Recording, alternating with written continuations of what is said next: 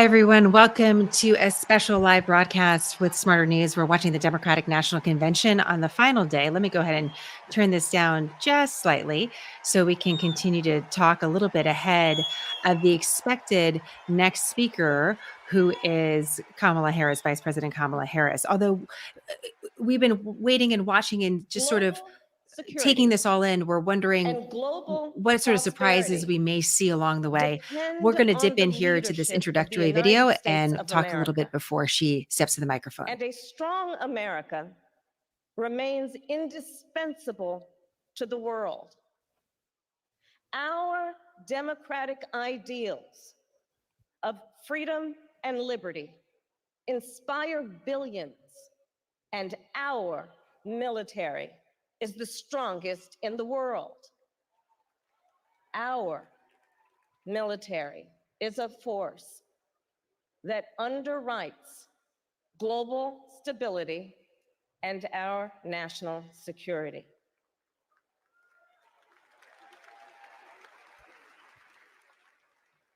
Please welcome Arizona Senator Mark Kelly.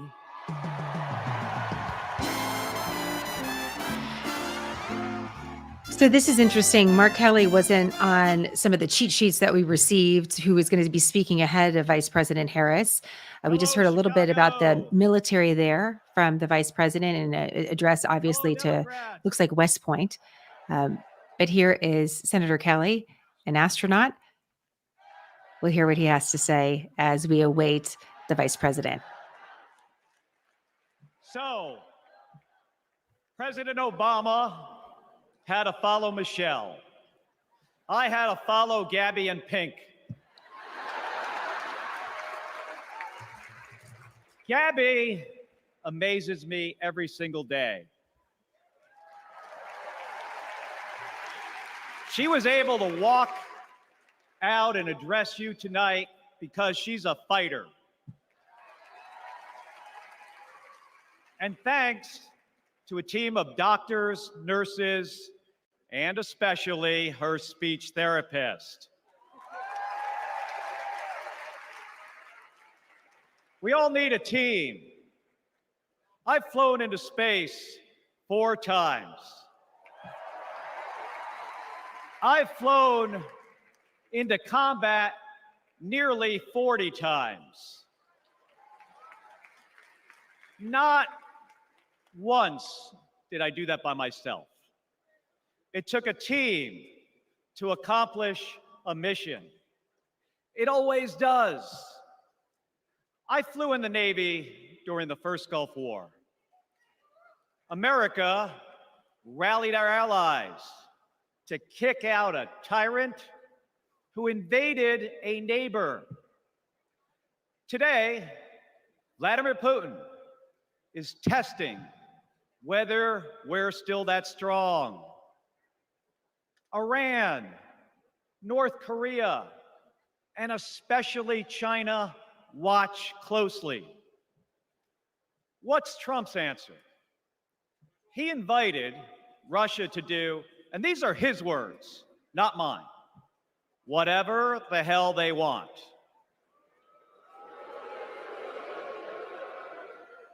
Vice President Harris has always championed America's support for NATO, for Ukraine, and for the Ukrainian people. On the Senate Intelligence Committee, she investigated Russian interference in our election. She defends free and fair elections everywhere. You already know how Trump feels about those. Donald Trump skipped his intelligence briefings. He was too busy sucking up to dictators and dreaming of becoming one himself. Trump thinks that Americans who have made the ultimate sacrifice are suckers and losers. If we fall for that again and make him the commander-in-chief, the only suckers would be us. Kamala Harris knows that standing with our allies means standing up for Americans. She'll keep modernizing our military to support our troops and to support our veterans like our next Vice President, Tim Walz.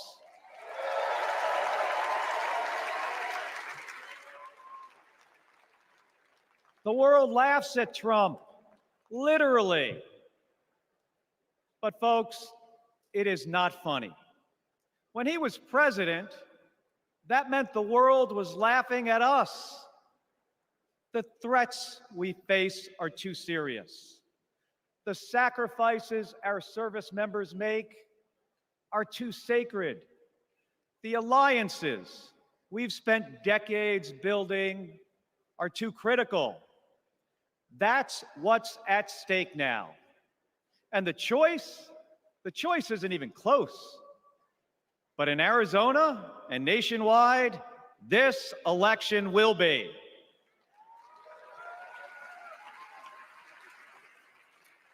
We'll win in the same way we launch rockets into space and land fighter jets on an aircraft carrier as one team on one mission. State by state, voter by voter, coming together.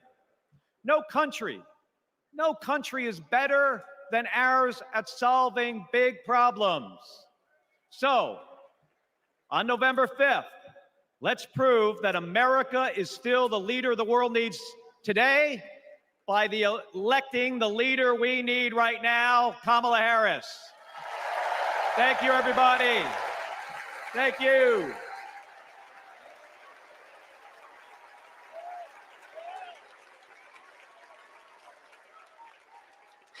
All right, Please so that was welcome Senator former Secretary of Mark Defense Kelly. Leon Panetta. Okay, this is interesting. So, former CIA head Leon Panetta is now joining us. You see the themes that are coming up. We just heard some testimonies from families and friends that were impacted by violence related to guns. Some people use the term gun violence. That can be politicized. So, I'm just talking about this is crimes here at home. Senator Kelly was talking about national security. Now we have another figure in national security, so we'll listen in on this as well. Director and Secretary of Defense.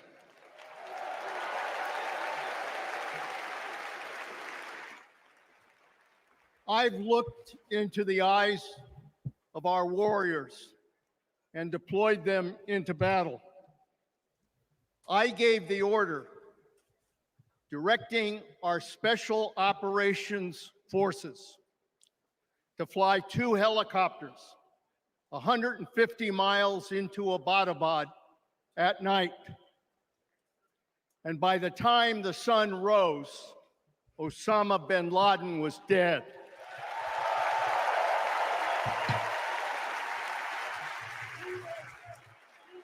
Because nobody attacks our country and gets away with it. Nobody.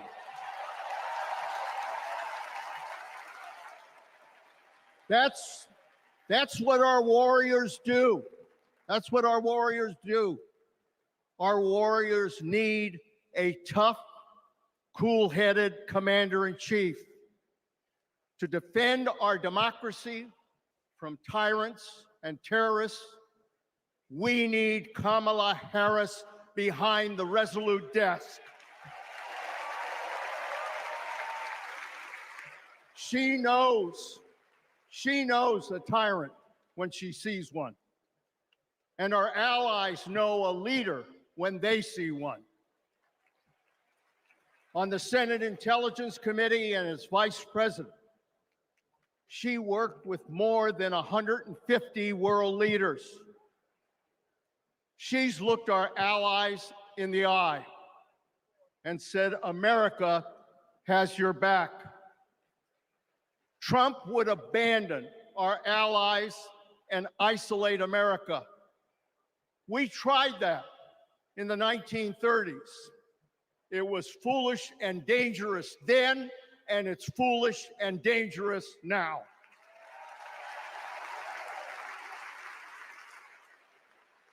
Listen to President Reagan. President Reagan. Isolationism never was and never will be an acceptable response to tyrannical governments. Never. Trump tells tyrants like Putin they can do whatever the hell they want. Kamala Harris tells tyrants, the hell you can, not on my watch. She's worked with President Zelensky to fight back against Russia. She knows that protecting their democracy protects our democracy as well.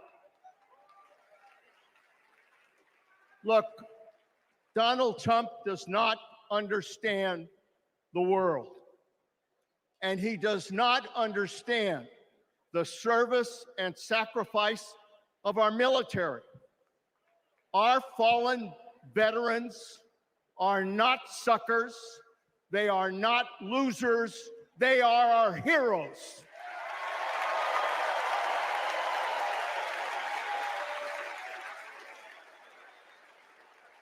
Kamala Harris will honor our veterans. And in Tim Walz, we will have a vice president who has served in uniform honorably for 24 years.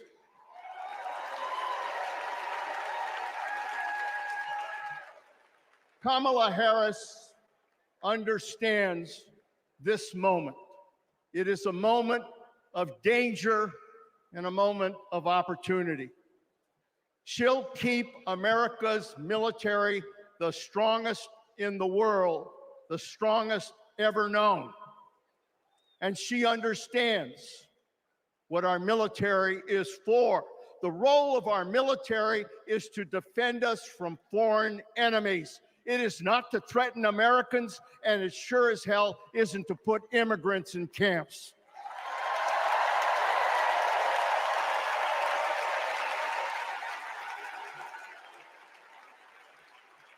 Every president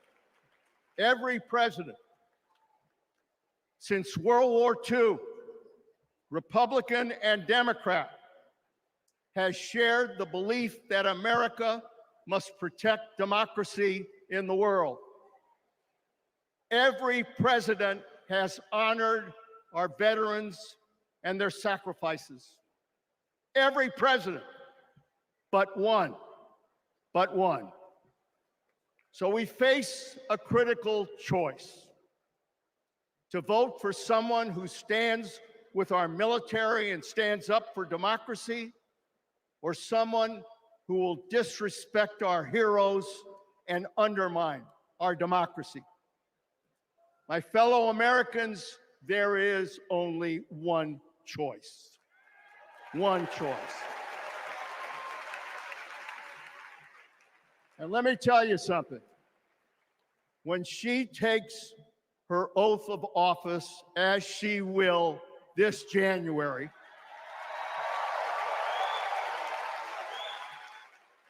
our allies will cheer, our enemies will fear, and we will have a commander-in-chief that we can trust.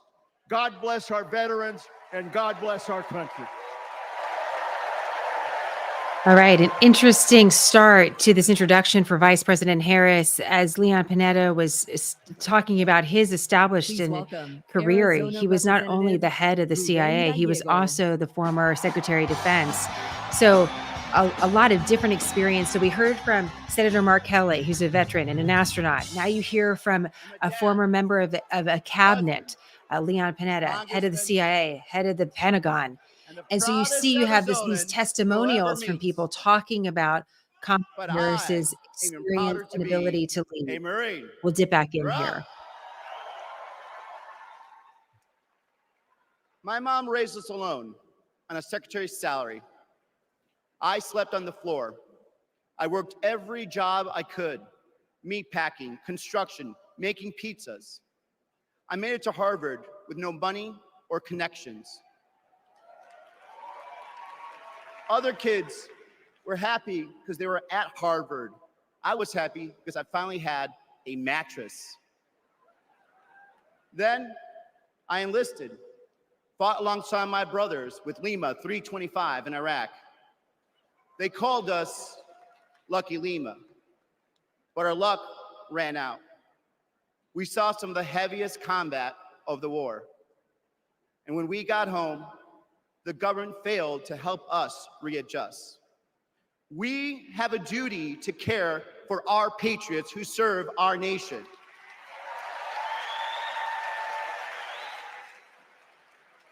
For the Vietnam veteran and Buckeye who relies on the VA for his medication. For the Afghan veteran in Pittsburgh who finally got treatment for his PTSD. For the Marine in Milwaukee who relies on the benefits she earned. For my Navajo brothers and sisters who serve the Marines with me, I remember you too. Kamala Harris and Tim Walz are fighting for them.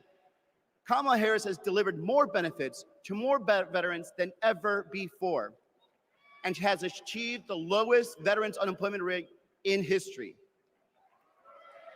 Vice President Harris has stood up for us and our families always.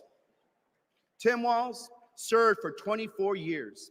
His passion for veterans earned him respect on both sides of the aisle, and he stands with us too. In fact, let me introduce you to some of the many Democrats who understand what service means, because we put country over politics. We were proud to wear the uniform, and we're proud serving our countries in city halls, state capitals, the U.S. House, and the Senate. These veterans represent the best of our country. We stand united as veterans, Democrats, and patriots to fight for everyone who serves.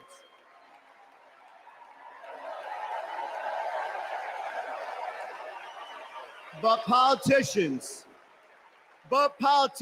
like Donald Trump, they don't stand with us. They call patriots like Senator McCain losers. John McCain was an American hero. Show some respect. Trump's Project 2025 will slash veteran benefits and force VA hospitals to close across the nation. Show some respect.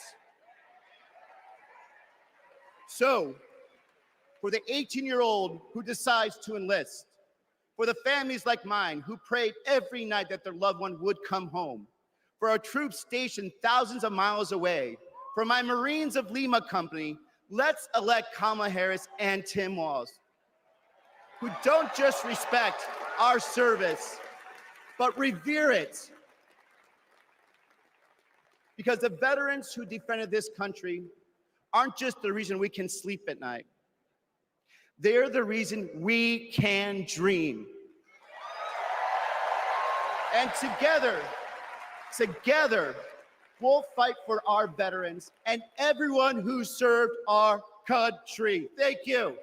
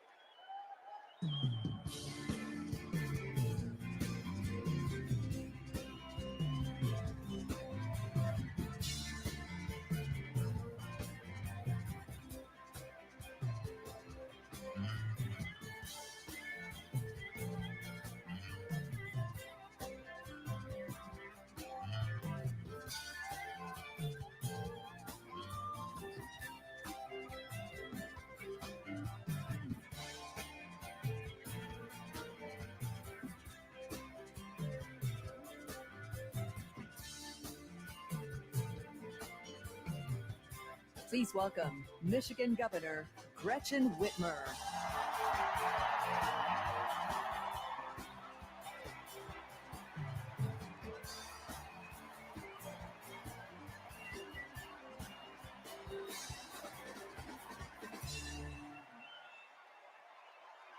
I'm Governor Gretchen Whitmer. In Lansing, they call me Governor. But in Detroit, they call me Big Gretch.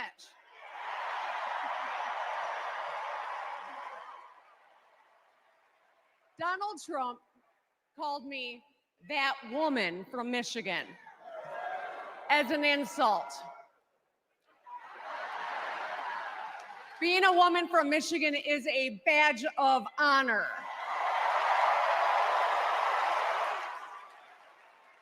Like women across America, we just GSD.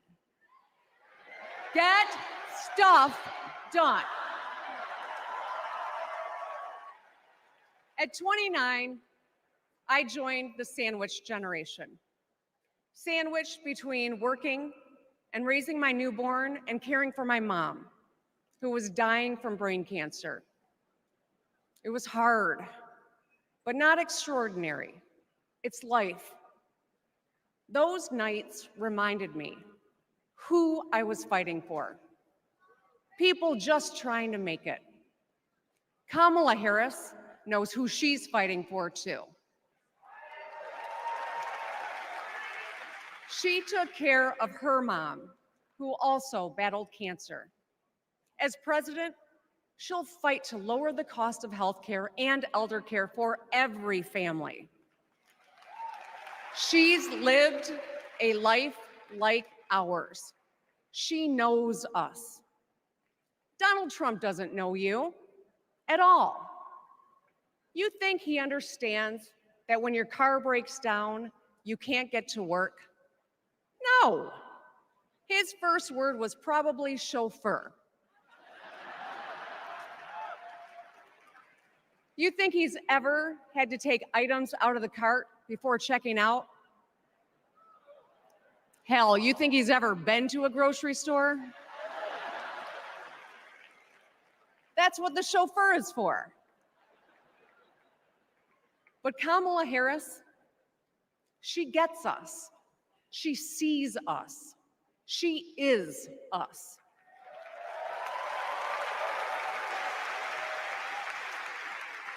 Look, we've all lived through a lot of history over the past few years. Floods and fires, an attempted coup, a plot, and a pandemic. It's exhausting. We don't know what the next 4 years will bring. But what we do know is this: through it all, your life won't stop. You're going to have to get to work, pick up the kids, and pay your bills. And then one day, when you're just trying to get everyone out the door, a news alert goes off. Something happened. Something hit the fan. You'll ask, is my family going to be okay? And then you'll ask, who the hell is in charge? What if it's him? What if it's that man from Mar-a-Lago?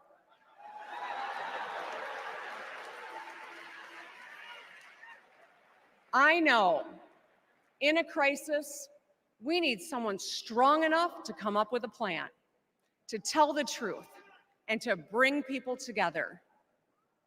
Right now, before the crisis, is when we get to choose. Why wouldn't we choose the leader who's tough, tested, and a total badass?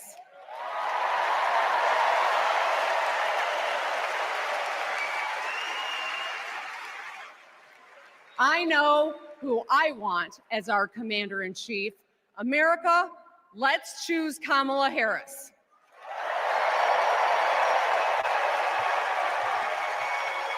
All right, guys. So that was Governor Gretchen Whitmer from Michigan giving a slightly different tone to this introductory period before Vice President Harris. What I was talking about before, part of me, I was Please on mute. I welcome was trying to make sure I'm actress, not yelling at director, you and and have the other philanthropist, volume levels too Eva loud. Longoria. A little bit tricky. I'm going to talk a little bit over Eva Longoria. No offense to Eva, but I'm just going to talk a little bit about what we've seen as far as the windup here, and we can dip back in.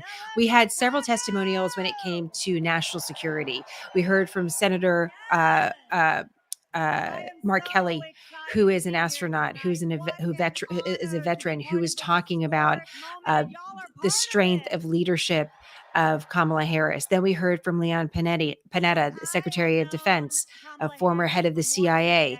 He also gave a testimony about Kamala Harris, saying that she knows a tyrant when she sees one. Donald Trump doesn't understand the world, but this choice of Kamala Harris is someone who does. This was the argument from Leon Panetta. And it reminded me of what the vice presidential nominee, Tim Walz, talked about last night, describing Kamala Harris as tough and experienced and ready. So they're trying to put together this perception of Vice President Harris for not only the base of Democrat voters, but also potentially for those that are undecided. So after we had Senator Mark Kelly, and after we had former CIA director, head of the Pentagon, Leon Panetta, then we had another veteran, Congressman Gallego from Arizona, talk about Kamala Harris's dedication to veterans. So you can see how they hit multiple sides of the story. The question is, when it comes to talking about national security, were these testimonials a setup because Vice President Harris is going to be speaking more about it? Or are they covering up parts of the speech? Or are they covering parts, not covering up, but covering parts of the speech that she's not going to address, and that the Democratic Party feels like she needs to as a nominee for president? So was this leading up to something? Was it a wind-up pitch to talk more about foreign policy and national security? Or is that the extent of the conversation we're going to have on that tonight? And we're going to move towards something else. You notice that you had a senator from Arizona and a congressman from Arizona talk about national security in a broad sense, but not talk about border security, not necessarily focus on that particular area. And so these are just some of the questions. This is what we're thinking about, is how is this speech being positioned? So you had Governor Gretchen Whitmer coming from the state of Michigan, part of the blue wall. That this is a state that the Democrats are looking at as being very integral to their potential success here, giving a more personal perspective on Kamala Harris, but really attacking former President Trump. That was really the focus of her speech. Now we have Eva Longoria, an actress from Hollywood. She has been very outspoken over the years as a member of the Democratic Party. So now we're getting a little star power, and she's warming up the crowd. So you can kind of see, did something about national security, foreign policy, is that the beginning or is that the end of that conversation? Now we're getting a little bit more personal. Here comes the windup. What is this speech going to look like? What is it going to contain? And so here we had, again, she was like a hype lady. And by the way, every convention has that. Who's the hype person Please welcome that's going to warm up the crowd? Republican Representative Adam Kinzinger. Okay, so Adam Kinzinger, this is very interesting. Congressman Kinzinger is a Republican at the Democratic National Convention. Let's go ahead and listen in. Thank you. Thank you. Thank you.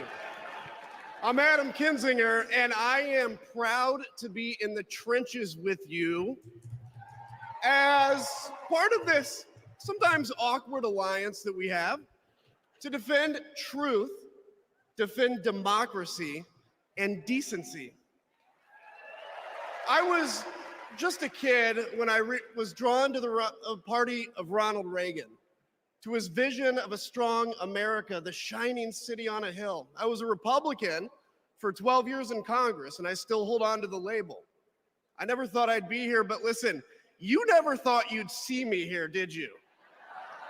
But I've learned something about the Democratic Party, and I want to let my fellow Republicans in on the secret. The Democrats are as patriotic as us.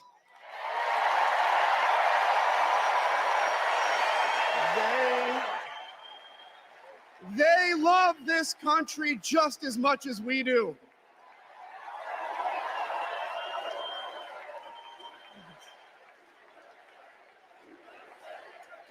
And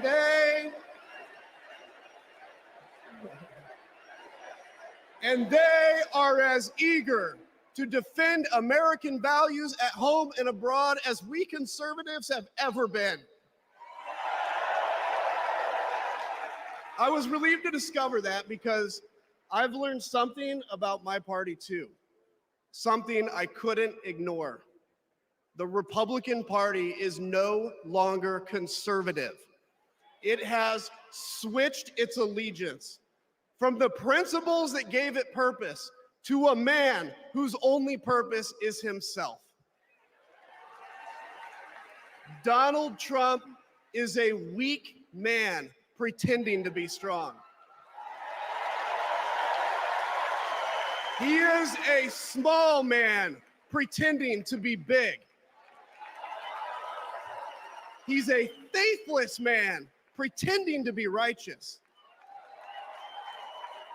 He's a perpetrator who can't stop playing the victim. He puts on, listen, he puts on quite a show, but there is no real strength there. As a conservative and a veteran, I believe true strength lies in defending the vulnerable. It's in protecting your family. It's in standing up for our Constitution and our democracy.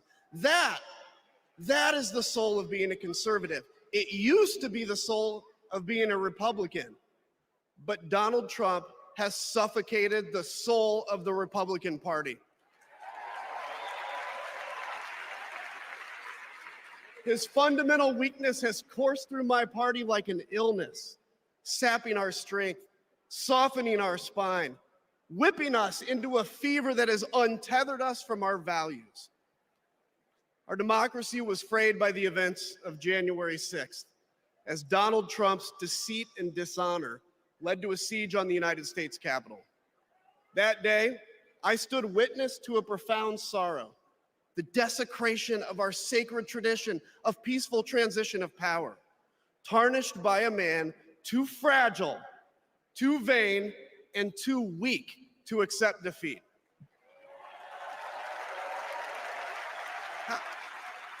How can a party claim to be patriotic if it idolizes a man who tried to overthrow a free and fair election? How can a party claim to stand for liberty if it sees a fight for freedom in Ukraine, an attack pitting tyranny against democracy, a challenge to everything our nation claims to be, and it retreats, it equivocates, it nominates a man who is weirdly obsessed with Putin, and his running mate who said, quote, "I don't care what happens in Ukraine." Yeah, and he wants to be vice president. Yeah. How can a party claim to be conservative when it tarnishes the gifts that our forebears fought for? Men like my grandfather, who served in World War II, who believed in a cause bigger than himself, and he risked his life for it behind enemy lines.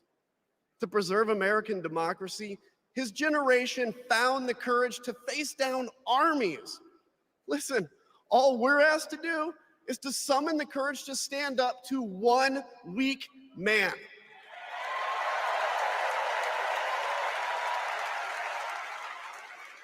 Some have questioned why I've taken the stand I have.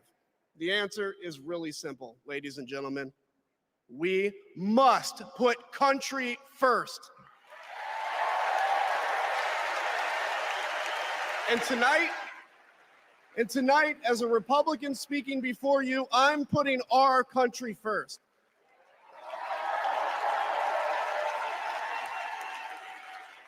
Because the fact is, I do belong here. I know Kamala Harris shares my allegiance to the rule of law, the Constitution, and democracy. And she is dedicated to upholding all three in service to our country. Whatever policies we disagree on pale in comparison with those fundamental matters of principle, of decency, and of fidelity to this nation.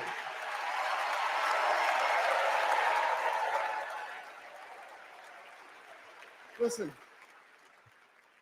to my fellow Republicans, if you still pledge allegiance to those principles, I suspect you belong here too. Because democracy knows no party. It's a living, breathing ideal that defines us as a nation. It's the bedrock that separates us from tyranny. And when that foundation is fractured, we must all stand together, united, to strengthen it.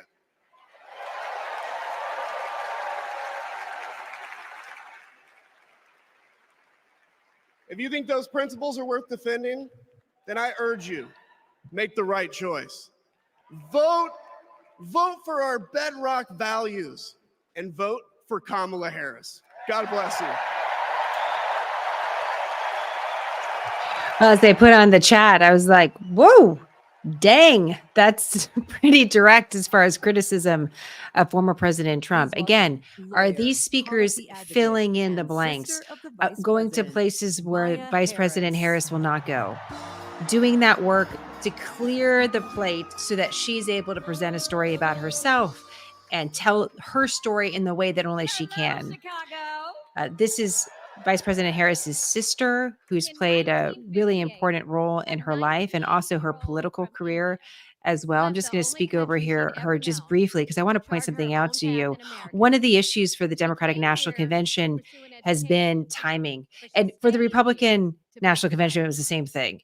It's sort of like a wedding. Everything, you have a time that you're hoping to hit.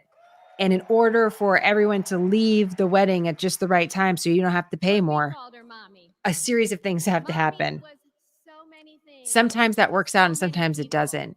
But there's a reason why the timing is particularly important in a night like tonight. For the Republican National Convention, this was the first time we heard from former President Trump since the attempted assassination. So there was a lot of attention on the convention for a myriad of different reasons, not only how the Republicans were going to set the tone, how they were going to speak about the Democrats, what their policies they were going to choose to focus on, all of that. It was also coming off this really huge international story. And so there was a lot of attention, a lot of energy. And as the nights ran long, there was an anticipation.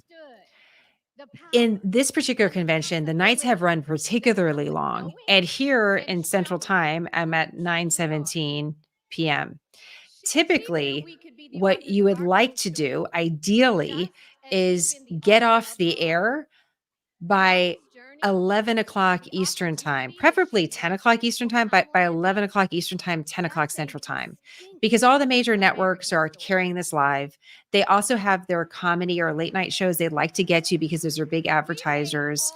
And the timing matters because people need to go to sleep. So if you're looking for the most attention, for the most captive audience, typically you want your top speaker to hit probably around 9 o'clock Central, maybe even a little bit earlier than that. And there was a question coming into tonight because the other nights have run so long about whether or not there would be a change to get Vice President Harris up so she could have the maximum impact. So it's a little bit of a double-edged sword. When you have a lot of speakers, in many ways, you have a lot of different voices. You have a lot of different testimonials. There's a lot of different color for people to absorb and different angles of the same story. It's a lot for the mind. It's like I said, there's a lot of dynamics happening on the screen that can be great for viewers.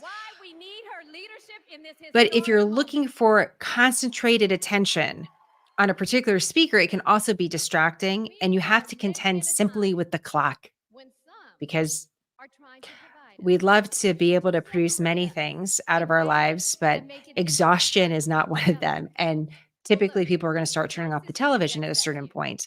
And also, if you're a political party, you want to have a friendly relationship with the networks too. There's a lot of viewers right now in the Democratic National Convention, so that's really good for the networks that are still broadcasting in a traditional sense.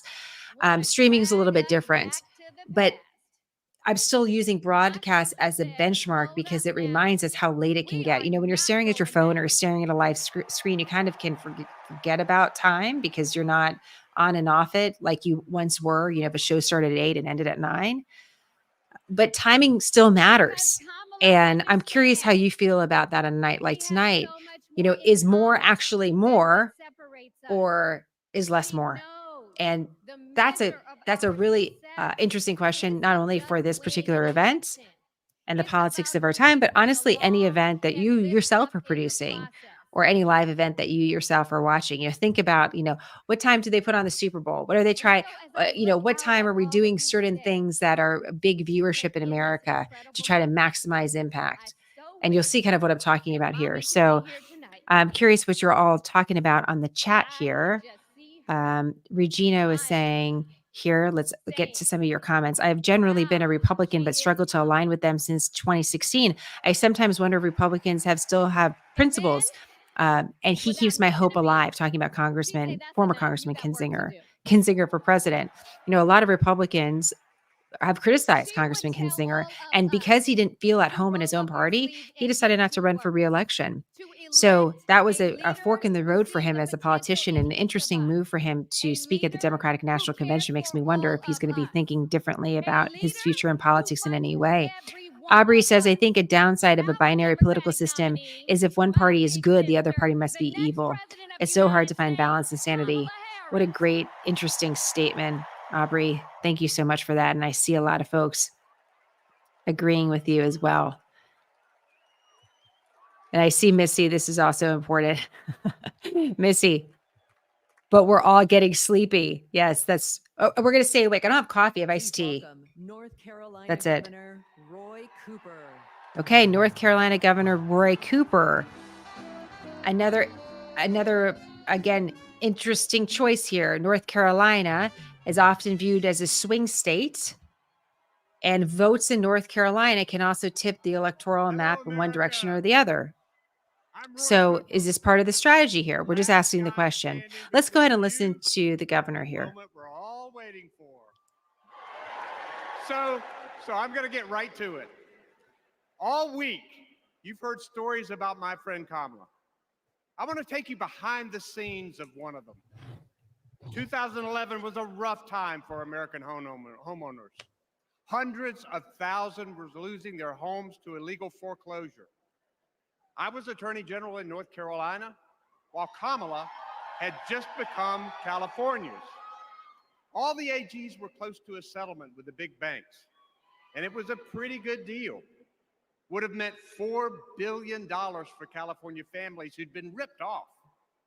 I know that sounds like a lot, but Kamala said, hang on a minute. I've met these families. I know what they've been through, and they deserve more. She went toe-to-toe with some of the world's most powerful executives, and she refused to give in. Let me tell you, this was a huge risk, but she knew it was a risk worth taking. That's Kamala. And we all know what happened. The banks caved. That $4 billion for California families became $20 billion. That was the first time I witnessed Kamala in action. I'm just going to comment a little bit on Jamie's question here. Remind me, did the RNC have similar delays in their programming? Aren't most conventions tightly planned? How do they end up with such extreme delays? It's a great question, Jamie. As being someone who's broadcast on live television, things just happen. People talk slower than you think they're going to talk. They talk slower than they did in rehearsal. They add a line. The convention producers only have so much control. And in some cases, we're seeing them kind of switch around the order of people and perhaps even cut down some of the speeches. But you're going to get some people up there that are just going to take their moment. And if they're going to take their moment, you're not going to get them off the stage. And so there's a creep, someone goes a little long and somebody else goes a little long. Someone doesn't walk up as fast. The audience applause lasts longer. And then pretty soon you're 15, 20 minutes behind, and it's pretty easy. The RNC had, yes, absolutely, similar delays. And former President Trump's speech went incredibly long. He ad-libbed as he normally does. He talks slow. You know, he's not a quick talker. You're not getting a lot from him in a short period of time. He talks slow. He's going to reference. He's going to let the applause linger. It was a very long address. So timing is an issue regardless of party, but consistently for the Democratic National Convention, it's been a reoccurring theme that we've seen over the last several days, just because there are so many speakers. So that's why coming into tonight, I was curious, are they going to try to course correct to try to get as much attention on the speaker everyone's waiting for? And so I hope that's helpful. If you're ready, my home state of North Carolina, stand up. Stand up, Pennsylvania. Stand up, Michigan. So you heard also just at the beginning there, Governor Cooper was talking about the housing market and Vice President Harris's work as Attorney General in California to counteract some of the laws that were thought of as predatory that led to some of the financial crisis that we experienced in 2007, 2008, 2009. That's something that the campaign has talked quite a bit about. So now we'll see who's next. I didn't see Governor Cooper. There's quite a few different lists out there, to be honest with you. And I'm just going to check if I can see any more She grew up in a tight-knit neighborhood. information. Let's go ahead and list. This is going to be, perhaps this is, we're getting closer. Where your first grade teacher would Sometimes show you see a Wall Street pre-produced video like reputation. this, and that's the sign. So That's it's where kind of like a Kamala Harris pause. learned what it means to be in the So let's see what they're going middle to say here. class, making every paycheck count. She was raised by a working mom who taught her about standing up for what's right and protecting the people you love. Kamala carries the lessons of our mother, the fighting spirit of our mother, the compassion. She was all of 5 feet tall. If you met her, you would have thought she was 7 feet tall. And our mother, if I'd ever come home complaining about anything, she wouldn't have it. The first thing she'd say is, well, just stop the complaining. Just tell me what you're going to do about it. And since she was a young girl, Kamala Harris has been fighting for families like the ones she grew up with. That is Kamala. She can't help herself from standing up for people and standing up for what she thinks is right. She has been that way our whole lives. Being a protector is what led her to become a prosecutor. Looking back now, I could say it was her calling. As a courtroom prosecutor, she went after predators who targeted women and children, and fraudsters who ripped off working families. And she put dangerous gang members and human traffickers behind bars. We didn't have partnerships with DOJ or FBI or DEA or any of those law enforcement agencies. Now we all work collaboratively. She was the person who built the foundation in how we do criminal justice in America. As Attorney General of California, she held the big Wall Street banks accountable for fraud, winning $20 billion for California families. She took on one of the largest for-profit colleges that was scamming students. And in the Senate, she fought for her constituents with the determination of a prosecutor, standing up for reproductive freedom. Can you think of any laws that give the government the power to make decisions about the male body? I'm not thinking of any right now, Senator. She fought to keep our children safe from the terror of gun violence. How many of you guys had to have a drill where you learned about how you need to hide in a closet or crouch in a corner in the event that there is a mass shooter? Look at that. Look at that. On the Intelligence Committee, she defended our nation against foreign adversaries. And in 2020, she made history as the first woman to be elected Vice President of the United States. She cast the tie-breaking vote to deliver urgent relief to the American people during the pandemic. She beat Big Pharma to lower prescription drug costs and capped the cost of insulin, and led the fight to restore reproductive rights after Roe v. Wade was overturned. We have worked too hard and fought too long to see our daughters grow up in a world with fewer rights than our mothers. Because she's never been afraid to stand up to powerful interests. Sometimes people will open the door for you and leave it open. Sometimes they won't. And then you need to kick that door down.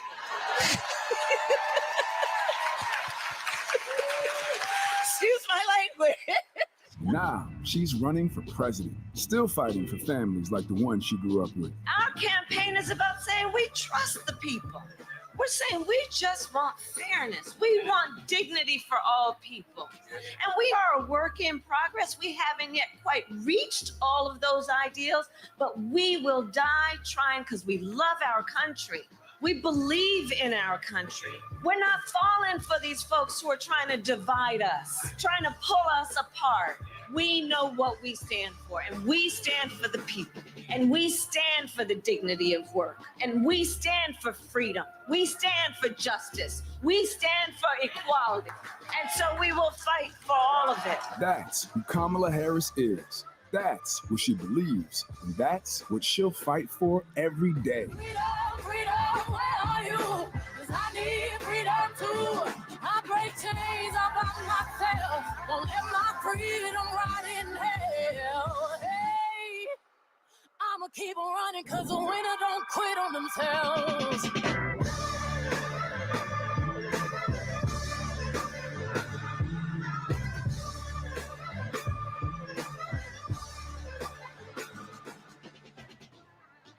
Please welcome the Democratic nominee for president, Vice President of the United States of America, Kamala Harris. Freedom, freedom, I can't move. Freedom, cut me loose. Freedom, freedom, where are you? 'Cause I need freedom too.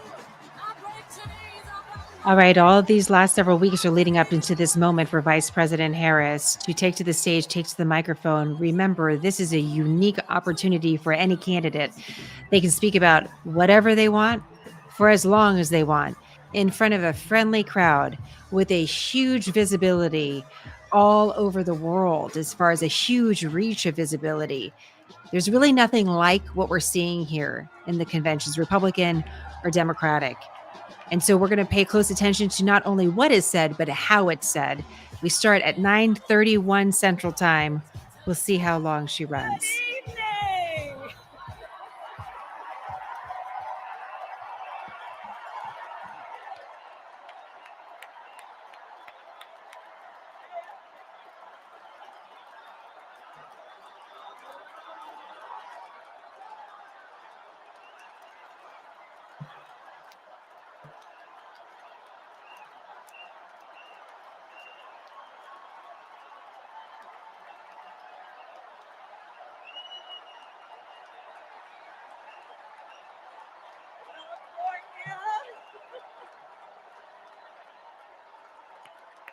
Good evening, everyone.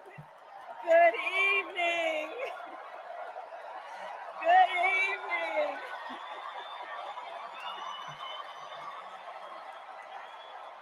Oh my goodness. Good evening, everyone. Good evening. Good evening. Thank you. Thank you. Thank you.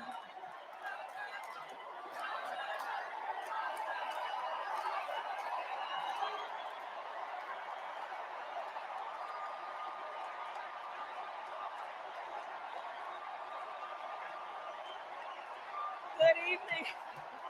Thank you. Thank you. Thank you. Thank you. Thank you, everyone. Thank you. Thank you. Thank you. Thank you all.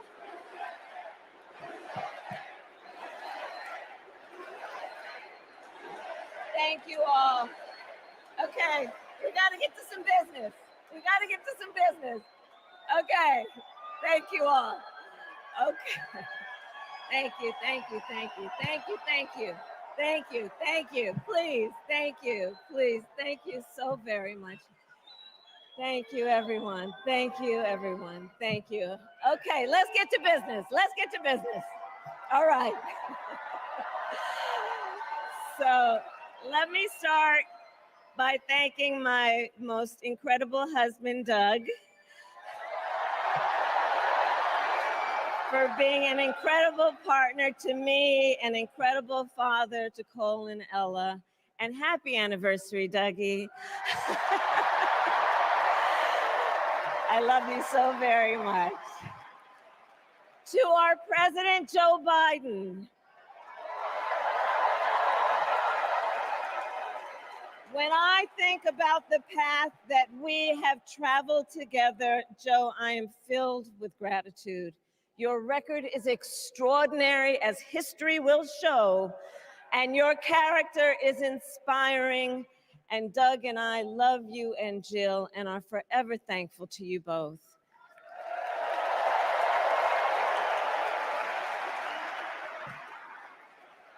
And to Coach Tim Walz,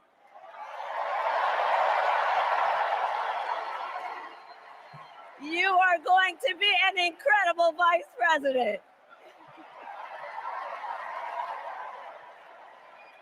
And to the delegates and everyone who has put your faith in our campaign, your support is humbling. So, America, the path that led me here in recent weeks was no doubt unexpected. But I'm no stranger to unlikely journeys. So my mother, our mother, Kamala Harris, had one of her own, and I miss her every day, and especially right now. And I know she's looking down smiling. I know that. So my mother was 19 when she crossed the world alone, traveling from India to California with an unshakable dream to be the scientist who would cure breast cancer. When she finished school, she was supposed to return home to a traditional arranged marriage. But as fate would have it, she met my father, Donald Harris, a student from Jamaica. They fell in love and got married, and that act of self-determination made my sister Maya and me. Growing up, we moved a lot. I will always remember that big Mayflower truck packed with all our belongings, ready to go to Illinois, to Wisconsin, and wherever our parents' jobs took us. My early memories of our parents together are very joyful ones. A home filled with laughter and music, Aretha, Coltrane, and Miles. At the park, my mother would say, "Stay close." But my father would say, as he smiled, "Run, Kamala, run. Don't be afraid. Don't let anything stop you."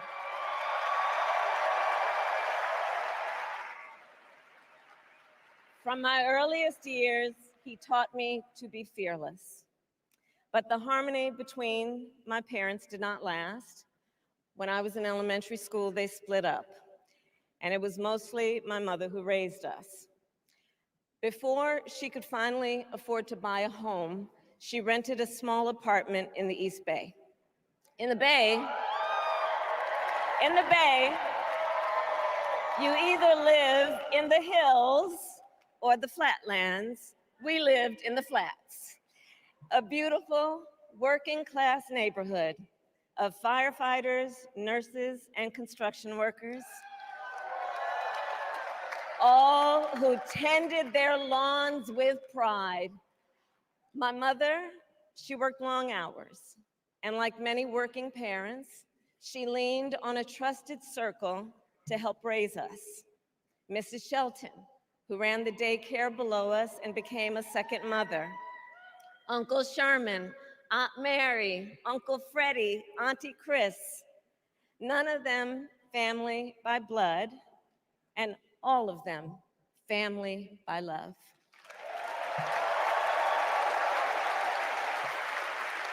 Family who taught us how to make gumbo, how to play chess, and sometimes even let us win. Family who loved us, believed in us, and told us we could be anything and do anything. They instilled in us the values they personified: community, faith, and the importance of treating others as you would want to be treated, with kindness, respect, and compassion. My mother was a brilliant, 5-foot-tall brown woman with an accent.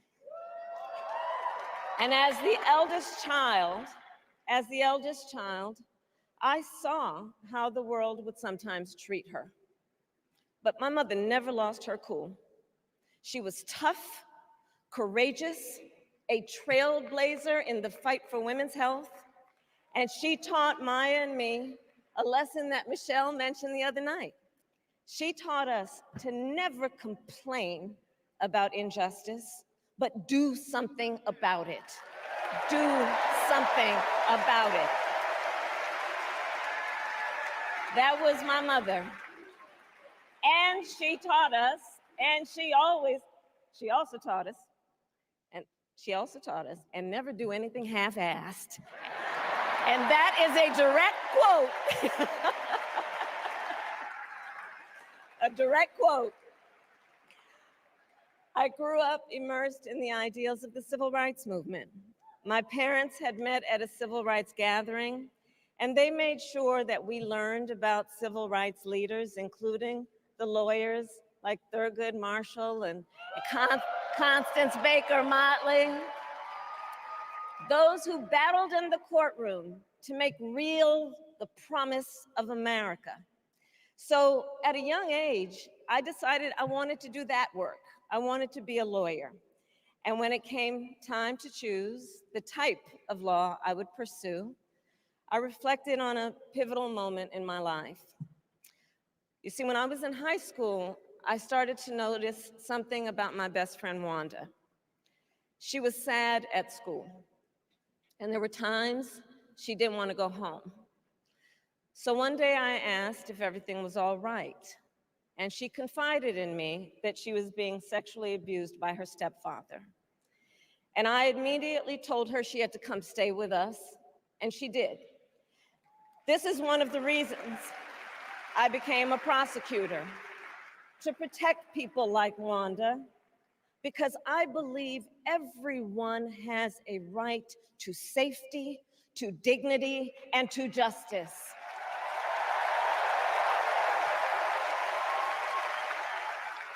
As a prosecutor, when I had a case, I charged it not in the name of the victim, but in the name of the people. For a simple reason. In our system of justice, a harm against any one of us is a harm against all of us.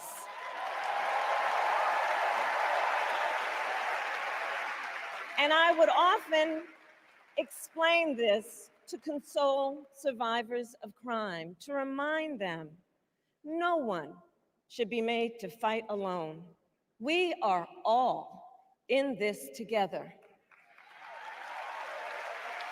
And every day in the courtroom, I stood proudly before a judge and I said 5 words: Kamala Harris for the people.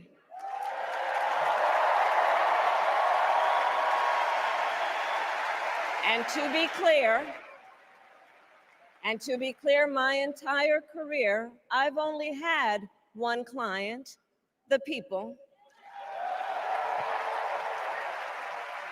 And so, on behalf of the people, on behalf of every American, regardless of party, race, gender, or the language your grandmother speaks, on behalf of my mother and everyone who has ever set out on their own unlikely journey, on behalf of Americans like the people I grew up with, people who work hard, chase their dreams, and look out for one another, on behalf of everyone whose story could only be written in the greatest nation on earth, I accept your nomination to be President of the United States of America.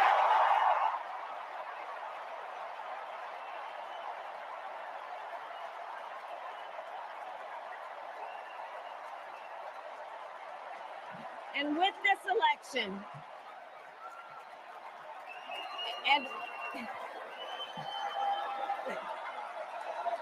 and with this election, our nation with this election has a precious, fleeting opportunity to move past the bitterness, cynicism, and divisive battles of the past, a chance to chart a new way forward.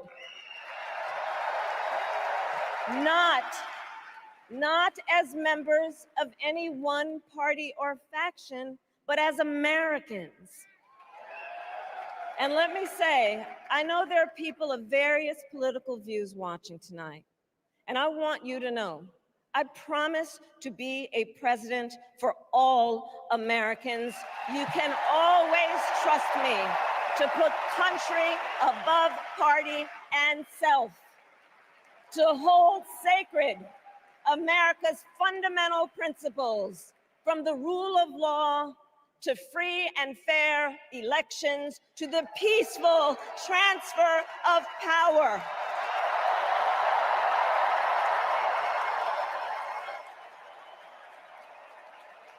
I will be a president who unites us around our highest aspirations, a president who leads and listens, who is realistic, practical, and has common sense, and always fights for the American people. From the courthouse to the White House, that has been my life's work. As a young courtroom prosecutor in Oakland, California, I stood up for women and children against predators who abuse them. As Attorney General of California, I took on the big banks, delivered $20 billion for middle-class families who faced foreclosure, and helped pass a homeowner bill of rights, one of the first of its kind in the nation. I stood up for veterans and students being scammed by big for-profit colleges, for workers who are being cheated out of their wages, the wages they were due, for seniors facing elder abuse. I fought against the cartels who traffic in guns and drugs and human beings, who threaten the security of our border and the safety of our communities. And I will tell you, these fights were not easy, and neither were the elections that put me in those offices. We were underestimated at practically every turn, but we never gave up, because the future is always worth fighting for. And that's the fight we are in right now, a fight for America's future.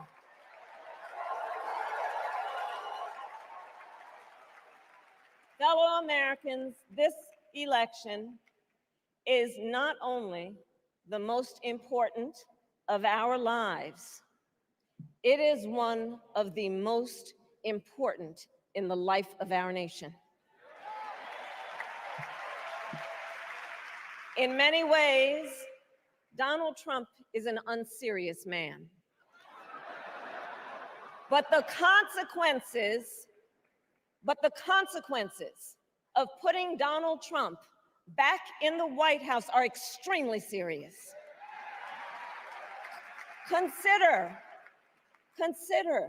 not only the chaos and calamity when he was in office, but also the gravity of what has happened since he lost the last election. Donald Trump tried to throw away your votes. When he failed, he sent an armed mob to the United States Capitol, where they assaulted law enforcement officers. When politicians in his own party begged him to call off the mob and send help, he did the opposite. He fanned the flames. And now, for an entirely different set of crimes, he was found guilty of fraud by a jury of everyday Americans and separately found liable for committing sexual abuse. And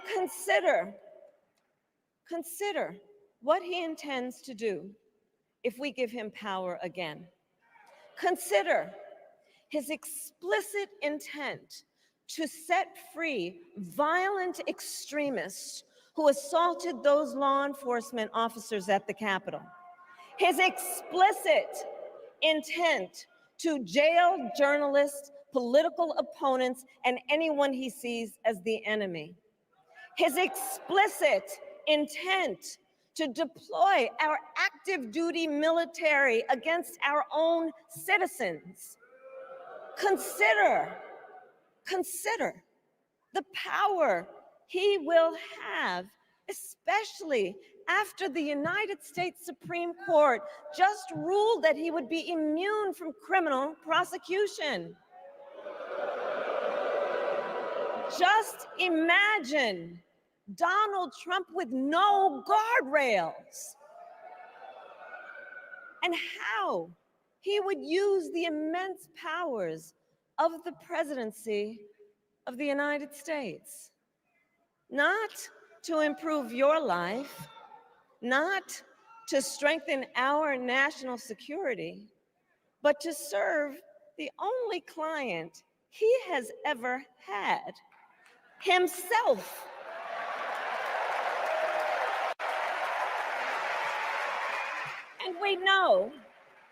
And we know what a second Trump term would look like. It's all laid out in Project 2025, written by his closest advisors, and its sum total is to pull our country back to the past. But America, we are not going back. We are not going back. We are not going back. We are not going back to when Donald Trump tried to cut Social Security and Medicare. We are not going back to when he tried to get rid of the Affordable Care Act, when insurance companies could deny people with pre-existing conditions. We are not going to let him eliminate the Department of Education that funds our public schools.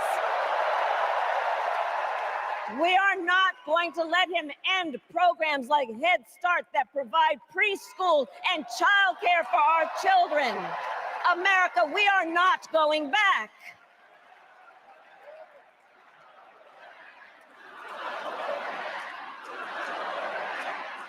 And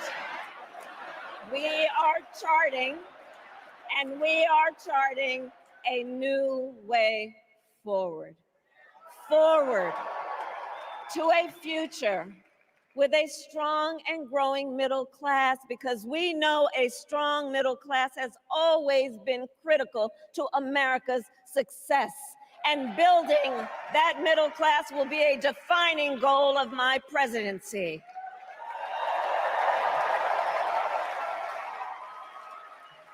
And I'll tell you, this is personal for me. The middle class is where I come from. My mother kept a strict budget. We lived within our means, yet we wanted for little. And she expected us to make the most of the opportunities that were available to us and to be grateful for them. Because as she taught us, opportunity is not available to everyone. That's why we will create what I call an opportunity economy where everyone has the chance to compete and a chance to succeed. Whether you live in a rural area, small town, or big city. And as president, I will bring together labor and workers and small business owners and entrepreneurs and American companies to create jobs, to grow our economy, and to lower the cost of everyday needs like healthcare and housing and groceries. We will provide access to capital for small business owners and entrepreneurs and founders. And we will end America's housing shortage and protect Social Security and Medicare. Now compare that to Donald Trump, because I think everyone here knows he doesn't actually fight for the middle class. He doesn't actually fight for the middle class. Instead, he fights for himself and his billionaire friends. And he will give them another round of tax breaks that will add up to $5 trillion to the national debt. And all the while, he intends to enact what in effect is a national sales tax, call it a Trump tax, that would raise prices on middle-class families by almost $4,000 a year.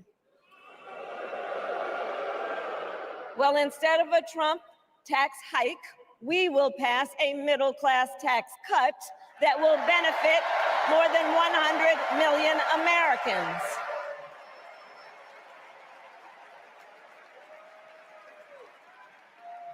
Friends, I believe America cannot truly be prosperous unless Americans are fully able to make their own decisions about their own lives, especially on matters of heart and home. But tonight, in America, too many women are not able to make those decisions. And let's be clear about how we got here. Donald Trump handpicked members of the United States Supreme Court to take away reproductive freedom. And now he brags about it. In his words, quote, "I did it and I'm proud to have done it," end quote.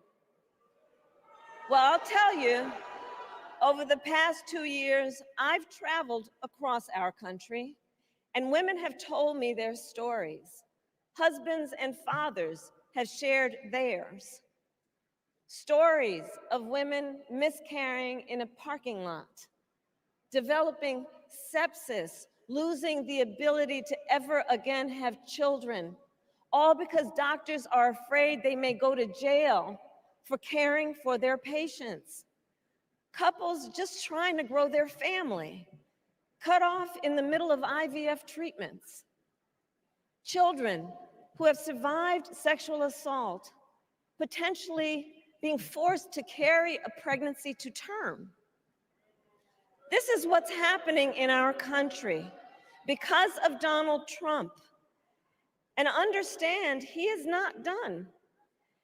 As a part of his agenda, he and his allies would limit access to birth control, ban medication abortion, and enact a nationwide abortion ban with or without Congress.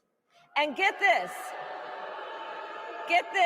he plans to create a national anti-abortion coordinator and force states to report on women's miscarriages and abortions. Simply put, they are out of their minds.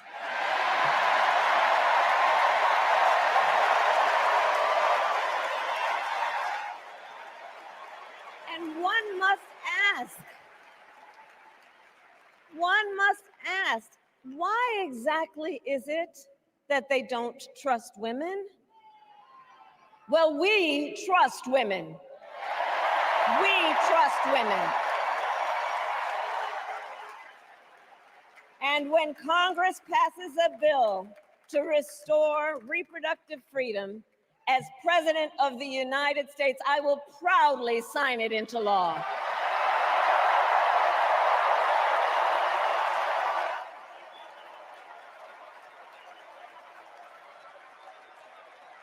In this election, many other fundamental freedoms are at stake. The freedom to live safe from gun violence in our schools, communities, and places of worship. The freedom to love who you love openly and with pride. The freedom to breathe clean air and drink clean water and live free from the pollution that fuels the climate crisis. And the freedom that unlocks all the others, the freedom to vote. With this election, we finally have the opportunity to pass the John Lewis Voting Rights Act and the Freedom to Vote Act.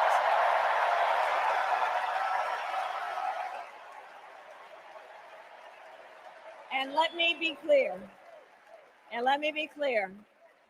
after decades in law enforcement, I know the importance of safety and security, especially at our border.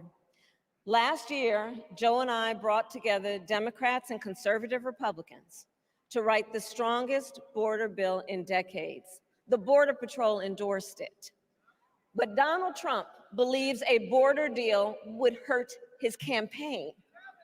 So he ordered his allies in Congress to kill the deal. Well, I refuse to play politics with our security, and here is my pledge to you. As president, I will bring back the bipartisan border security bill that he killed, and I will sign it into law. I know we can live up to our proud heritage as a nation of immigrants and reform our broken immigration system. We can create an earned pathway to citizenship and secure our border.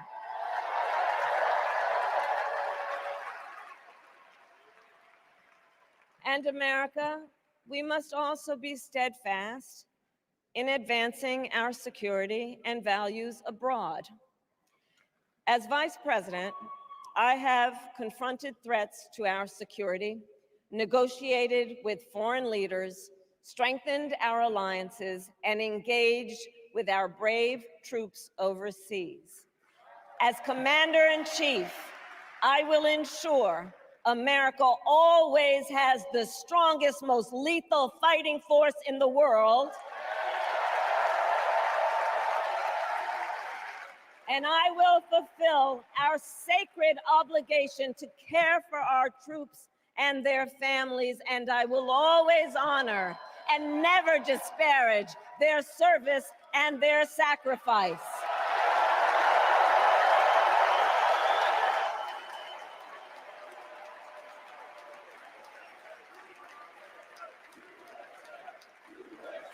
I will make sure that we lead the world into the future on space and artificial intelligence, that America, not China, wins the competition for the 21st century, and that we strengthen, not abdicate, our global leadership. Trump, on the other hand, threatened to abandon NATO. He encouraged Putin to invade our allies, said Russia could, quote, do whatever the hell they want. 5 days before Russia attacked Ukraine, I met with President Zelensky to warn him about Russia's plan to invade. I helped mobilize a global response, over 50 countries, to defend against Putin's aggression. And as president, I will stand strong with Ukraine and our NATO allies.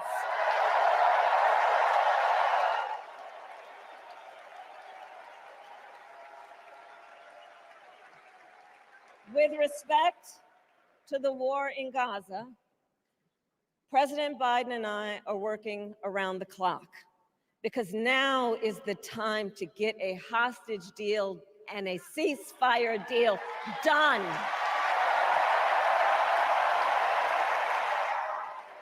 And let me be clear, I will always stand up for Israel's right to defend itself And I will always ensure Israel has the ability to defend itself, because the people of Israel must never again face the horror that a terrorist organization called Hamas caused on October 7, including unspeakable sexual violence and the massacre of young people at a music festival. At the same time, what has happened in Gaza over the past 10 months is devastating. So many innocent lives lost. Desperate, hungry people fleeing for safety over and over again. The scale of suffering is heartbreaking. President Biden and I are working to end this war such that Israel is secure, the hostages are released, the suffering in Gaza ends, and the Palestinian people can realize their right to dignity, security, freedom, and self-determination.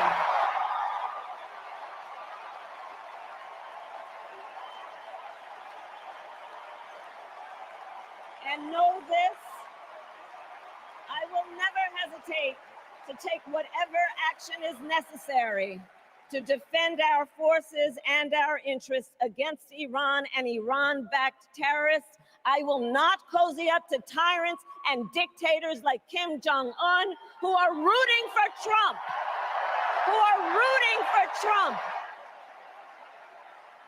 Because, you know, they know he is easy to manipulate with flattery and favors.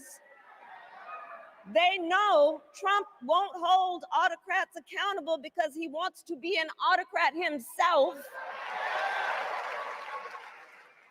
And as president, I will never waver in defense of America's security and ideals, because in the enduring struggle between democracy and tyranny, I know where I stand and I know where the United States belongs.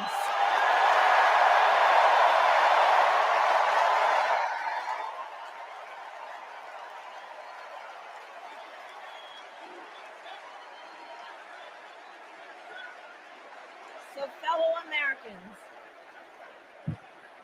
Americans,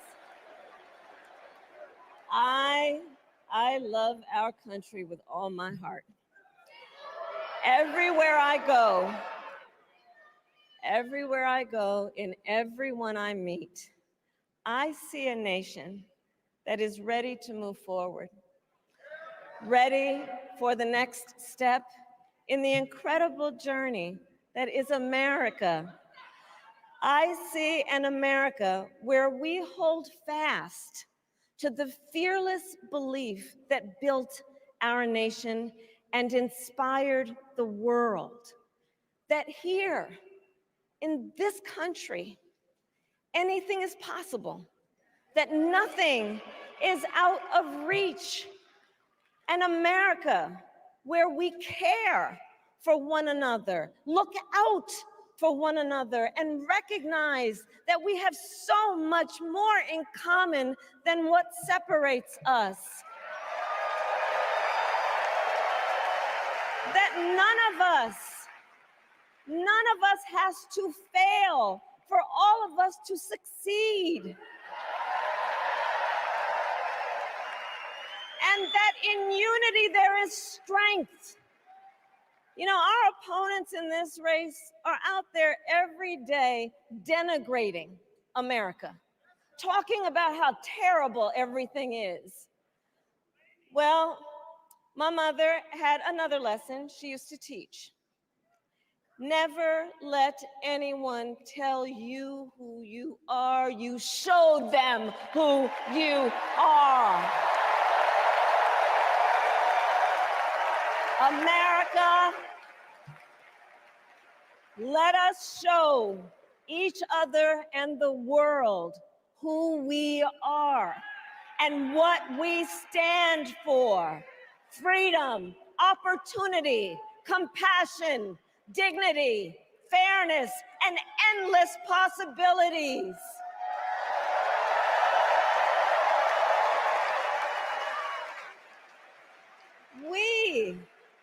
are the heirs to the greatest democracy in the history of the world.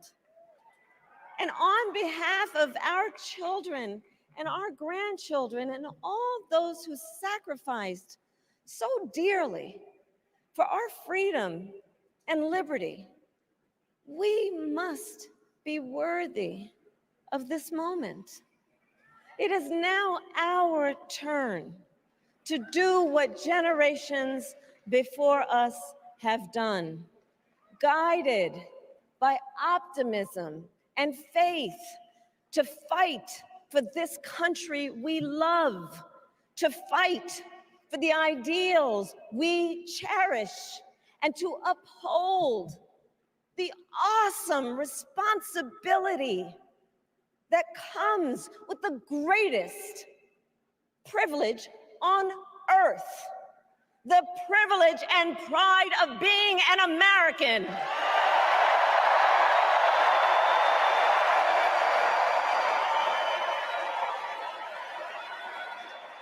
So let's get out there, let's fight for it, let's get out there, let's vote for it, and together, let us write the next great chapter in the most extraordinary story ever told. Thank you. God bless you, and may God bless the United States of America. Thank you all.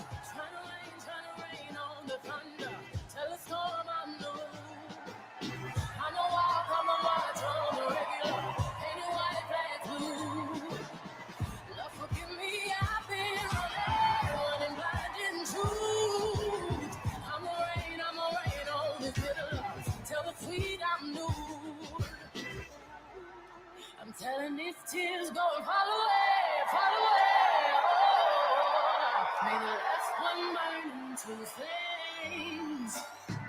Freedom, freedom, I can't move. Freedom, cut me loose. Yeah. Freedom, freedom, where are you? 'Cause I need freedom too. I break chains up on myself.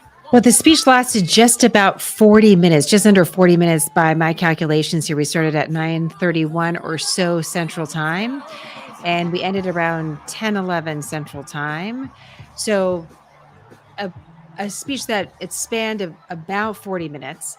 I wanted to give it a little breathing time afterwards. You don't know what's going to happen on stage as this convention really comes to an end.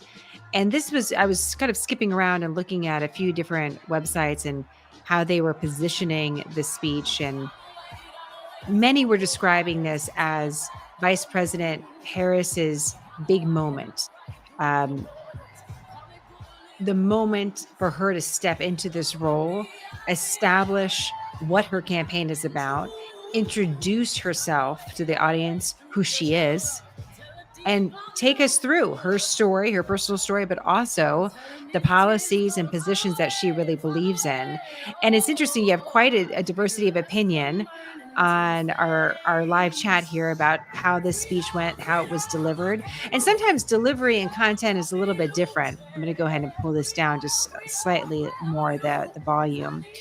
But let me just walk you through. Several of you said that you joined a little bit late, so I want to talk to you a little bit about what was the structure of the speech. So we had about 10 minutes where Vice President Harris talked about her personal story.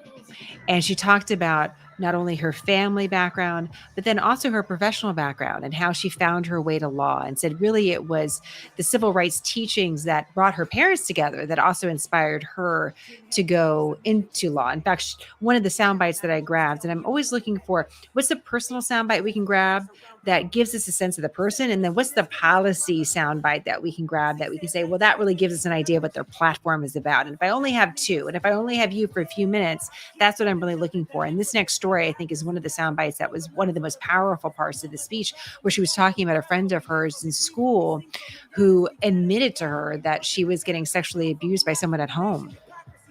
And Vice President Harris said it was a pivotal moment for her to want to help her friend. And then that was pushed into a career of trying to help defend those that are vulnerable.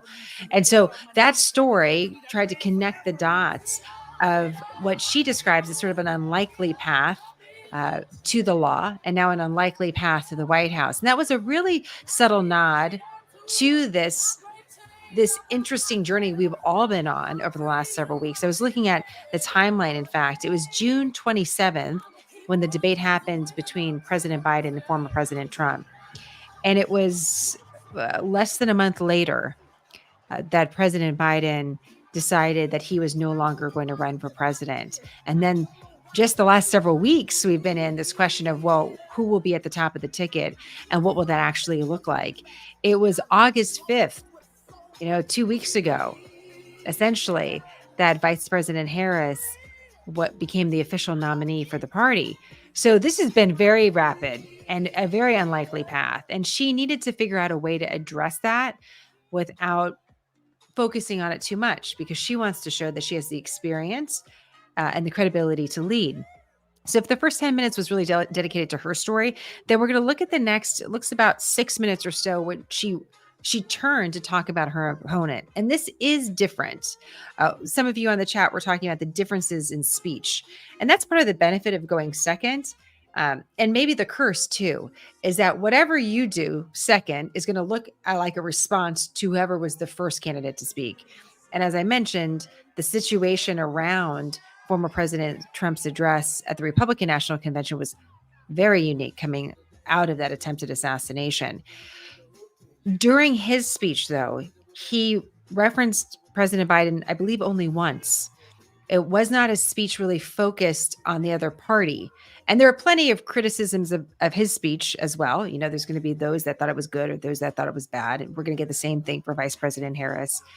But it wasn't a speech that was focused necessarily on the other party, because it was really focused on his story with the attempted assassination and his view for America.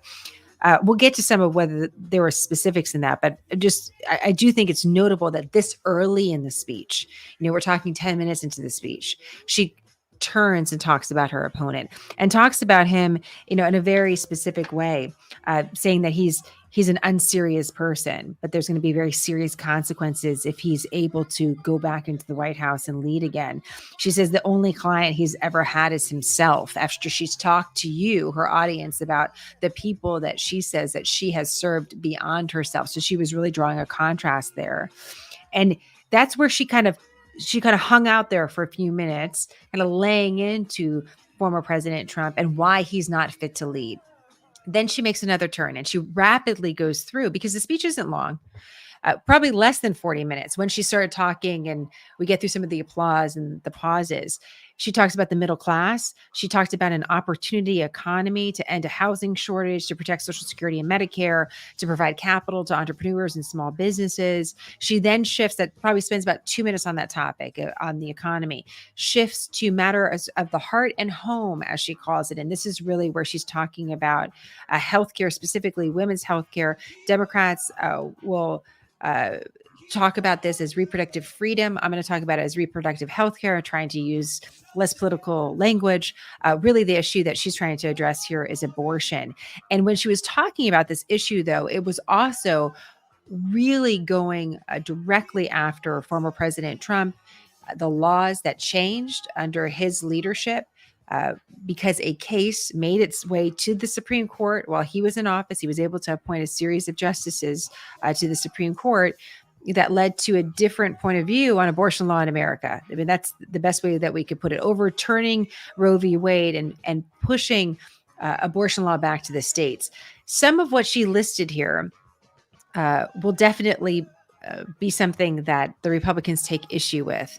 And in fact, as I was thinking about, well, what is that policy soundbite I want to grab? This was a very strong part of her speech where she was very passionate about what she was talking about when it comes to women's health care. But some of what she listed, I'm actually not going to pull because they were political attacks rather than her policy moving ahead. And there's a difference in that. And some of these, I think, if we get into fact checking, I don't know if they're going to pan out. She was talking about a nationwide abortion ban. President Trump has been asked about that repeatedly. And he repeatedly says that he believes abortion law should stay in the states rather than have a federal law. Now, whether or not that would be the reality if he took office and he has a different plan that he's not talking about, that could be the case. But you see how we can get kind of tangled up in some of these statements here about who says what in what situation and when. But her claims against the Republican Party here, and specifically against former President Trump, are really strong. They don't trust women, she said. We're going to protect reproductive freedom and sign that into law. So that's looking at law in, again, a different way. There's been criticisms of the Republicans perhaps pursuing a nationwide ban on abortion, which some Republicans refute. And there's not the momentum for that. So right now, it doesn't look like it would be on the table, but things change. We vote different people to office. So it's always a possibility. This idea of protecting reproductive freedom, though, could be the opposite. Is definitely the opposite end of the spectrum. And the question is, would you have the momentum for that too, with the sort of legislators who are elected, where that law would start and have to pass through Congress? So just some interesting thoughts there for us to consider. After hitting the middle class and the economy matters at the heart and home, she moves on to Border Patrol. And here she was talking, this is a very hot issue. As you know, she was put in charge of the border in some capacity. And this has been debated. You've already seen the debates, I know. Some have referred to her as the border czar. Others say that's not her actual title. That's a media title. Either way, President Biden put Vice President Harris in a leading seat for this issue that has been an issue for President Biden for his entire term, which is higher number of people coming to the U.S. southern border and northern border without legal status and crossing over into America illegally.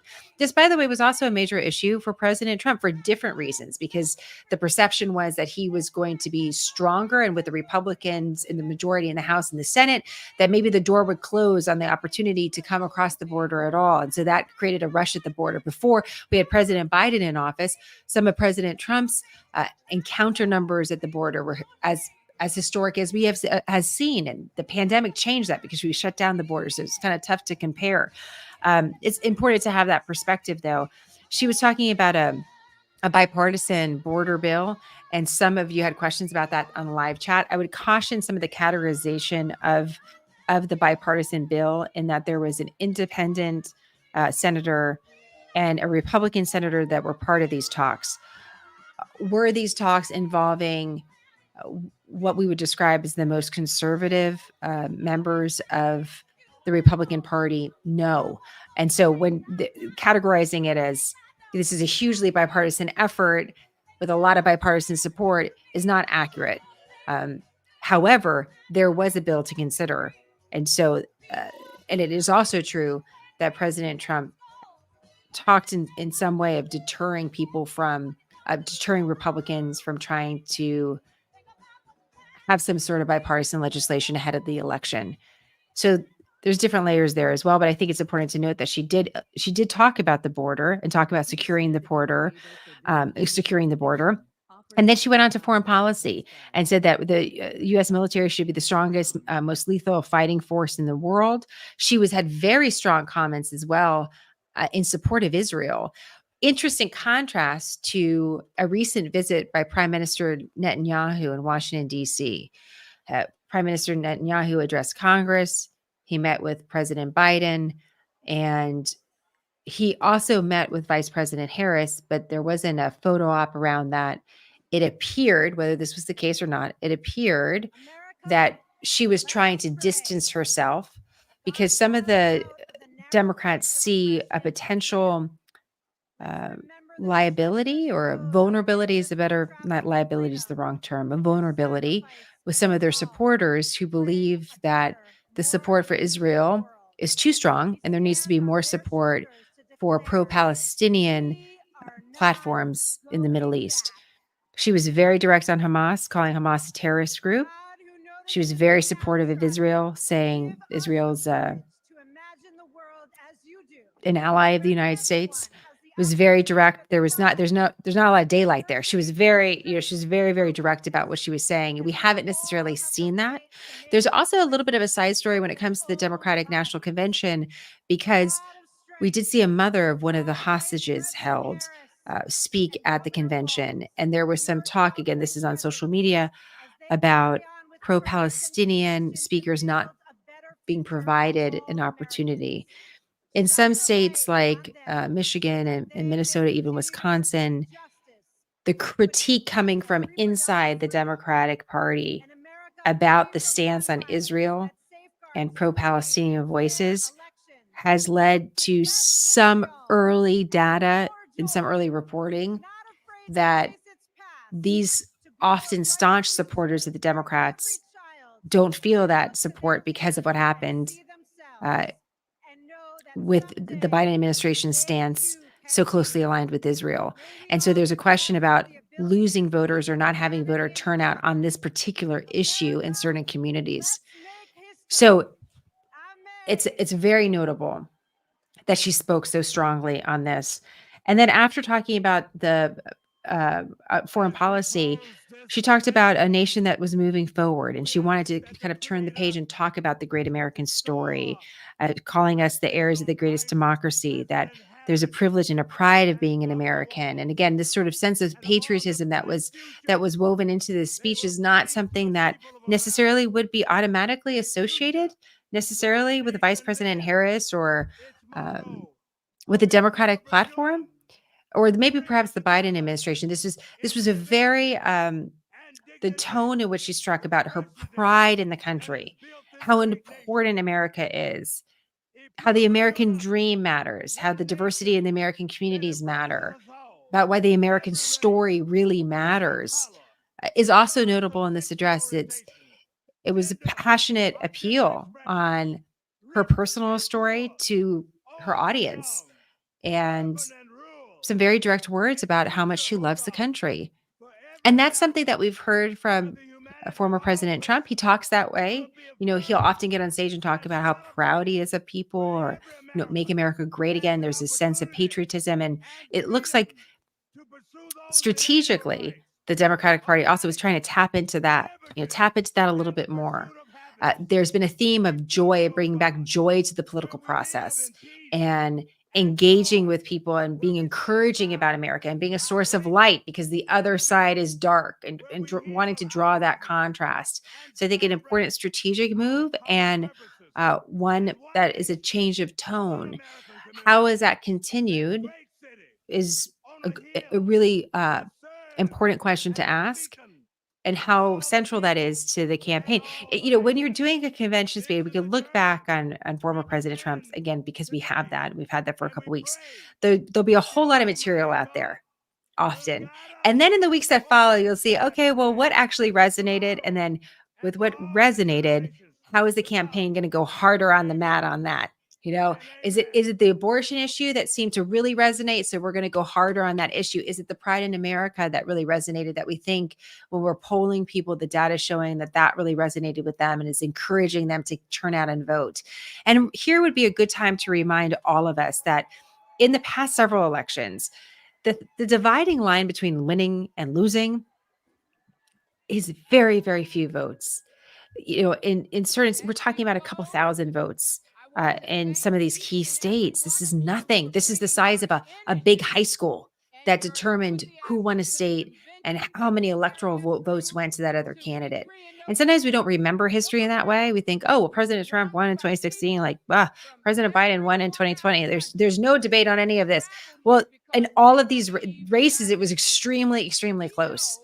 And so turnout really matters, like inspiration, encouragement, what issues resonate. It's the question of what actually gets voters up to vote. And yes, I know about absentee ballots, and I know about mail-in ballots and all that too. But a lot of people still vote on election day or go in person. And so what is that thing? What is that moment or that issue that motivates people? That's the driver. That's what this is what the campaigns are looking for right now. And so I'll be curious what resonated most to you about this particular speech. What stands out most to you? I'm going to go ahead and pull up here. We're going to just see some of these closing remarks. I'm going to pull that down. Let me see if I can It looks like we're still doing some live streaming. I'm going to be very curious to see what are the reviews, and specifically, what are the reviews when I'm talking about the reviews from political analysts, which give us one perspective, but don't represent all people everywhere. But there's some people that I'm going to be looking at, pardon the typing as I do so. I know sometimes I can echo into the microphone. So David Axelrod is a political commentator, political analyst, political strategist, goes back in Chicago, worked for President Obama.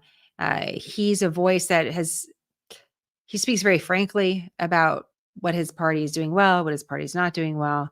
And he's one of the people that really talked about, hey, this is a really big moment. The party is passing off the ball to Vice President Harris. Can she score a touchdown? It's going to be up to her to see this through. The speech at the convention is the first part. Then it's going to be a debate. Then it's going to be continuing momentum. It's going to be the campaign that follows. So what does that look like? And so I'm just looking at his, let me see if I can share this instead. So you can see a little bit. It's kind of nice to see something different on the screen. So let me show this to you. He said, a great, great speech delivered with strength, confidence, command, and grace. Game on. So that's his assessment. We'll see if others had a similar assessment. Did she knock it out of the park? Is this enough to get people interested? Do people want more on policy? And let's just talk a little bit about that just briefly, and I'll go back and see what it looks like. It looks like the live feed is over. So hopefully it's your bedtime wherever you are. Not in the West Coast. You got a whole night ahead of you. You could do anything, go anywhere, be anyone. You're free. Both political conventions are over. We could take a little break until Labor Day, and then it's going to all get crazy again. But let me go ahead and take this off the screen and we could chat a little bit. Both campaigns, I don't do analysis. I'll do media analysis. We'll talk about storytelling analysis or strategic storytelling. I like giving you a little bit behind the scenes of what's thought about for media production. A lot of these political strategists that are working for these campaigns really are amazing media strategists, and they're looking at how to deliver a message and what's the best way to do it and what's the clearest way to do it. But both campaigns, to me, have their work cut out for them in the weeks ahead, because there's been a lot of talk in generalities. This is what happened. You know what this is called? You know what you do when you get on broadcast and you're live? It's called lazy lips. And I can get them. I can get them just in the morning too. I don't have totally crisp enunciation. It's always been an issue for me. But there's been a lot of talk in general about different policy issues. For example, in this particular speech, when Vice President Harris talked about an opportunity economy. Well, what is an opportunity economy? What does that look like? She talked about a Trump tax, which I know former President Trump is really not going to like that alliteration. He talked about, making sure that there's no tax on tips. That's something that he talked about in his convention speech. We got a little bit of detail, but not really. Like when both campaigns are talking about the economy, like what is actually their plan? What are they actually going to do for inflation? What have they both learned in the past? They have both been in the White House, Vice President Harris and former President Trump. What did they learn during that time period that's going to change the way that they would lead in the future? When it comes to the economy, what are some of the specific plans that they have? What would they like to try? What does that look like? Is it another infrastructure plan? That was something that President Biden focused on. And that's kind of a win. We see infrastructure plans come up periodically because it's one of an easier-ish way to get bipartisan support. Everyone wants roads that work and bridges that are safe. This is something that's more easy to pass than some other kind of economic policies. But what are some of the specifics? What are some of the specifics? What are we working towards? Your first day in office, what does that look like? What is your actual priority in office? If we want, for example, the strongest, most lethal fighting force in the world, what does that look like? Well, what sort of policies are you going to advocate to make sure that happens? When it comes to foreign policy, and Vice President Harris mentioned quite a few different areas, hotspots around the world, and countries like China and North Korea and Russia. Well, out of all of those, who do you engage with first, and why? And why is that important for the American people? Both campaigns have issues when it comes to the border. Former President Trump will talk about the largest deportation effort in history. How does that actually work? How does that actually carried out for Vice President Harris? You know, when she talked about an earned pathway to citizenship, what does that look like with securing the border?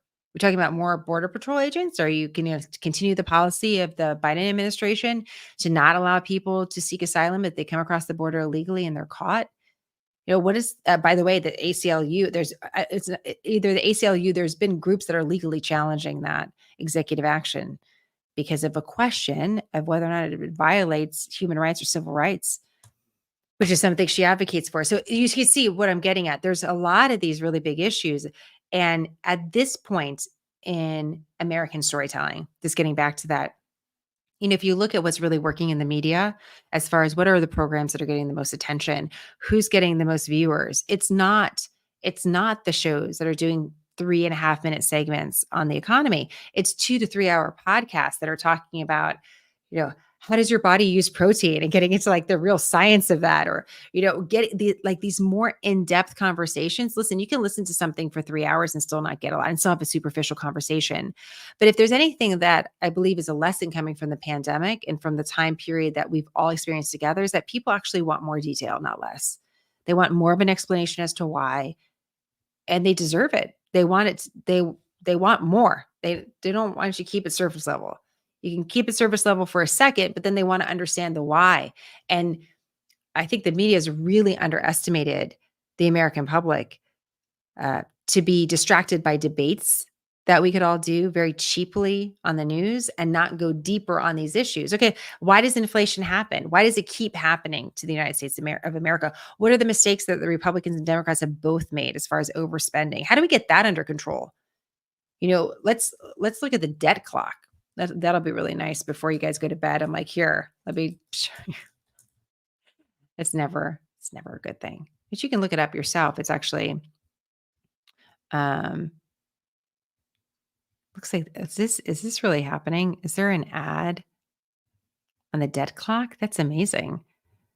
Let me go ahead and pull this up for you so you can see it. This is you go to usdebtclock.org. And you can see our national debt is at 35. I don't even know what is this trillion, bazillion? Like what are we even looking at here? And it just shows how it keeps on running up. So I think people are capable and want from their leaders, whether we're talking about political leaders, media leaders, whoever, leading voices in America, more depth. And both of these campaigns, if they keep it on a surface level, I don't know how inspiring they are to voters.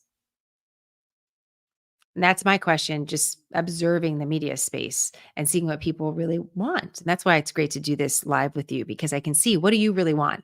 What questions can we actually answer for you while it's happening to make things a little bit clearer?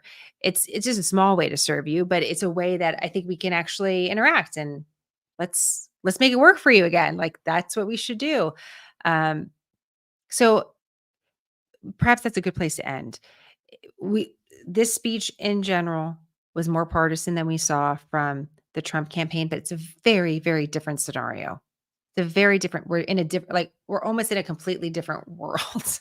Think about where we were in July, attempted assassination, president resigning from the top of his party's ticket. It's a very different place now that we are. And I'm curious, what was that conversation like behind the scenes between the Democrats, where they're like, you know what, the most effective thing for us to do, we can do anything. We can show anything. We can do anything. Let's go really hard after former President Trump. That is strategically the wisest thing for us to do. I'd be curious about their reasoning for that, because perhaps it is, and we'll see how it plays. But it was a very strategic decision. And if there's one thing coming from the speech, I think that's one of them. Like, this is a very strategic position to take, and whether or not it's the right one, we'll see. But kind of getting back to like both of these campaigns now, they've cast a wide net. They give us a lot of different things that we could talk about. And now what are they going to what are they pulling on to try to really emphasize in the final weeks before the campaign? How detailed are they actually going to get? And will the press hold them accountable to that? So any thoughts before we go? I like this. Azita, Jenna, just tell us who to vote for at this point. Your girl is tired these days. I miss being a little girl and my mom telling me what to do. Isn't that the truth? Isn't it funny when you get to be an adult and you think when you're a kid, you're like, well, these adults, they just totally know what they're doing. And then you become an adult and you're like, does anybody know what we're doing? How are we all living? Is this just me? Maybe I'm um interesting note. I'll tell you this, Azita. I love saying that. Can't pronounce the other words, but Azita, I love that. Uh, I don't vote. It's an age-old debate in journalism about whether or not, as a journalist, you should vote, especially in these national elections that you're covering. And there's a school of thought, old school, that believes that you shouldn't, because even the appearance of partisanship, yes, we're all free to live our own private lives. And as a journalist, part of our training and should be is that we can see multiple sides and you can kind of look through everything and then you can step away and you can make your own opinion or your own assessment. To me, we're in such an environment, and I felt this way a long time ago. I thought the clear answer was no. Public service for me is journalism. And I believe it's our responsibility as American citizens to participate in the democratic process. I believe in that. But can you imagine if you were, living we were living in the same town and you saw me in line casting a ballot? You couldn't help but think like, well, who does she vote for? And like, how does that affect her work? And what is that about? I think it would be natural to ask that. And I don't believe the press had, I don't believe we're in a position right now as the American press to, uh, we need to really return to basics and not engage in this partisanship, which is completely destroying uh, American journalism, which is the whole reason I started Smarter News. So I don't actually vote. So I can't tell you who to vote for. I will not be voting in this election. I think it's important. It's a principle. And I think what my job is to do the best that I can for you so that you can have clarity on your decision. Because true liberty is giving you a lot to think about so you can make up your own mind. The people that don't want you to consider another side are actually taking a little bit away of your liberty, even if you agree with them fundamentally, because they're not allowing you to consider something that you would absolutely say no to. And if you had that opportunity to say no to it, then wouldn't you be more affirmed in your belief? Wouldn't that be a good exercise? So I think a free press is incredibly important during this time. And I hope that we can be helpful during this time, even if it's just doing some of these different live events, as long as they are. How long are we going? 2 hours. Okay. I'm going to leave you alone now. Jamie, thank you. Jamie, great comments tonight. I appreciate you. I'm impressed and grateful for your ability to maintain nonpartisanship. You know, Jamie, it's not actually that hard to do. I think it's harder to take a point of view because then you have to support it. You know, you think about that like, there's a couple sides here. Let me just put them all out there for you. As long as they're valid, we don't want to like throw something out there that's inaccurate. But I mean, it's more fun, isn't it? To have curiosity about all of this? I think so. All right. I'll leave you alone. Mary Kate, that's powerful and so intense, but I respect it so much. Jenna, thank you. I appreciate that. All right. I know this is a stressful time. This is my public service announcement because I said it to myself this week and I said it on social media. And I just want to say it to you because clearly you care about what's going on right now in the country. All this political talk and angst creates like a very thin layer kind of over a lot of things in our life. And because we're getting inundated with it, whether it's on social media or friends, through wherever you turn, there's something there. It adds a little bit of stress. And if you're already going through something stressful, it could be just enough to kind of make you even more tense. And we just got to recognize like the time that we're in is a little bit tough. We're going to navigate a hyper partisan period. That's going to add a little something. It's going to be, we might be a little more tense on the road, a little bit more short with our kids. This can happen because it's just kind of like a tense time. And so, it's just kind of being aware of that, I think, is important. And so I just share that because I could feel it. So we can close the chapter on this Democratic National Convention. Beyonce did not come. I was leaving space. I thought maybe she'll come. TMZ was reporting she would come. See? Didn't share that report. Wasn't sure. Didn't happen. So Not sure that's a key takeaway. I'm going to take a look at the speech, kind of go through some of the highlights, grab some sound bites for social media, do a quick review podcast, hopefully in less than 15 minutes. I won't be able to produce that in less than 15 minutes, but hopefully talk less than 15 minutes and be on our way tonight. Quick funny story. The last time I left this office after the Republican National Convention, it was late. I was kind of spooking myself out. There's a lot of frogs. I'm in the wilderness here in Texas, the frontier. I'm a city girl. Anyhow, I hear rustling in the bush as I was locking the door, and I'm like, oh great, what is this? Oh, am I going to be part of a news story right now? What is in the dark? And out of the darkness comes stumbling out directly at me a skunk. And I was like, are you for real right now? Is this really happening? I just navigated just a crazy debate, an attempted assassination, a Republican National Convention. It's 1:00 in the morning. I'm trying to change the landscape of American media, provide nonpartisan news to the people that really deserve it. And I'm going to get sprayed by a skunk right now? Is that where we're going? Is that what's happening? And all of a sudden I had visions of do I get where would I get tomato juice? Do you have ketchup at home? I mean, it was close. It was a close call. And the skunk kind of looked at me and turned the other direction. And I was like, now I'm really getting sprayed. But no, it was fine. But I don't know, guys. It would have pushed me over the edge. That would have been it. I don't know. And if you're a Scoop insider, which you should be, because I think it'll be helpful to you, I think you'd love it. We do one massive report on Mondays to kind of get you ready for the week. You'll know that if we look back here's where to wrap this all up. If you look back at the origin of the word Chicago, based on native languages, the translation goes into two different directions. One, wild onions, and two, skunks. Both smelly items. So that's where I'm going to leave you, because the Democratic National Convention was hosted in Chicago, and that's how we connect all these stories. All right, guys. Keep the questions coming. I'll jump on the comment section on YouTube, over the next couple of days if you have any questions that come up.